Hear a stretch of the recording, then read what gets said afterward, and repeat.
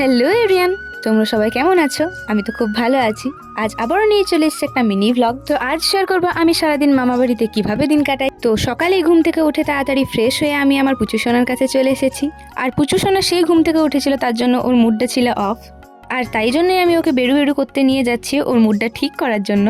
আর এমনিতেও আমার পুচু সোনা ঘুরতে খুব ভালোবাসে, তার সাথে সাথে গাছপালাকেও দেখতে ভালোবাসে। আর আমার মামা বাড়িতে কত রকম গাছ আছে শুধু দেখো। এখানটাতে একটা ডালিম গাছ আছে আর কুল গাছটা একসাথে বেজিয়ে গেছে। আর এখানে রয়েছে লেবু গাছ, আর এটা হচ্ছে গন্ধরাজ লেবুর গাছ। আচ্ছা, এই ফুলটার নাম কি কেউ জানো কি? জেনে থাকলে বলো তো। আর এখানে দেখো একটা লাল টুকটুকে জবা ফুল ফুটেছে। আর এই যে আমার মামা বাড়ির চারিদিকের পরিবেশ। আর হঠাৎ দেখো এই জবা ফুলটার মধ্যে দেখছি একটা সুন্দর প্রজাপতি এসে বসে আরো সৌন্দর্যটা বাড়িয়ে দেয়, তাই না? যাই হোক, পুচুকে ঘুরিয়ে নিয়ে চলে এসেছি আর এখন আদর খাচ্ছে মামুর কাছে। তারপর আমি ওর সাথে খেলু করছি। আর হ্যাঁ, আমার ভ্লগে কিন্তু এখন আমার পুচু সোনাকেই তোমরা বেশি দেখতে পাবে।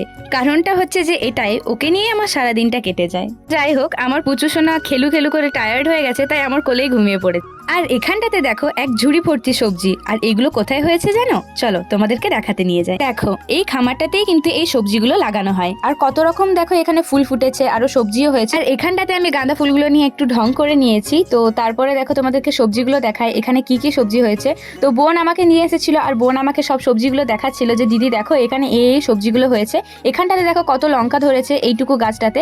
আর এখানটাতে দেখো কত বেগুন ধরেছে। জানো তো, একটা খেতে যদি অনেক বেগুন গাছ থাকে তাহলে সেটাকে নাকি বেগুন বাড়ি বলা হয়। এটা আমার বোনই আমাকে শিখিয়েছে, কারণ ক্ষেত সম্পর্কে আমার না কোনো কিছুই জানা নেই। আর বোন বললো চলো আরো ক্ষেতগুলো থেকে ঘুরে আসি। কিন্তু আমি প্রথমে বলেছিলাম যে এই রোদের মধ্যে যাব না, কিন্তু তাও চলে গেছিলাম কারণ তোমাদের সাথে শেয়ার করব বলে। তো যাই হোক, রোদের মধ্যে টায়ার্ড হয়ে ঘোরাঘুরি করে এই পাতাটাকে নিয়ে আমি বাড়ি চলে আসি। আর এখানটায় আমার মুখের অবস্থাটা দেখো। আর বাইরে থেকে ঘুরে এসে দেখি আমার পুচু সোনা ঘুম থেকে উঠে গেছে।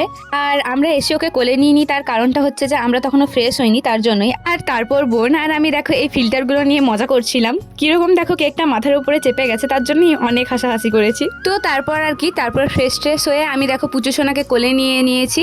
তো তারপর খাওয়া দাওয়া করে এখানে আমি আমার পুচু সোনাকে খেলাচ্ছি। আর ওকে আমি কোলে নিয়ে নি বলে ও এভাবে চিল্লাচ্ছে আমার উপরে, আমাকে বকছে আর কি। আমার পুচু সোনার রাগ হয়ে যায়, তাই জন্য ওকে একটু বাইরের দিকে ঘুরতে নিয়ে গেছিলাম। আর তারপর ও ঘুমিয়ে গেছিল। তো বিকেল বেলায় এখানে ভাই আর বোন মিলে আমরা একটু ঘুরতে গেছিলাম। আর মামা বাড়িতে গেলেই বিকেল বেলায় ঘুরতে যাওয়া হয়। আমাদের এখানে সেভাবে কোনো ঘুরতে যাওয়ার জায়গা নেই বলে বিকেল বেলায় যাওয়া হয় না। আর প্রকৃতি আমি ভালোবাসি বলেই একটু বেশিই ঘুরতে পছন্দ করি ওখানে।